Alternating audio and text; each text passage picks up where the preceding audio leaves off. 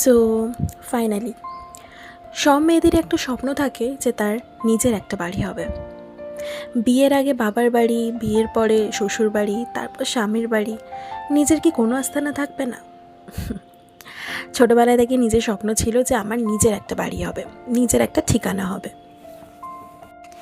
তো সেটা আজকে ফাইনালি পূরণ হলো। আজকে আমি নিজের একটা বাড়ি করলাম মাত্র 26 বছর বয়সে। ভাবলেই অবাক লাগছে, মনে হচ্ছে স্বপ্ন দেখছি না স্বপ্নটা সত্যি হয়ে গেল। এটার থেকে আমি একটা জিনিস বুঝলাম, যদি তুমি মন থেকে কিছু চাও, তোমার যদি স্বপ্ন সেটাই থাকে, তুমি একদিন তোমার স্বপ্নটাকে ঠিক অর্জন করতে পারবে। আমি নিজে আজকে ভীষণ হ্যাপি, ভীষণ মানে ভীষণই। I am proud of my self.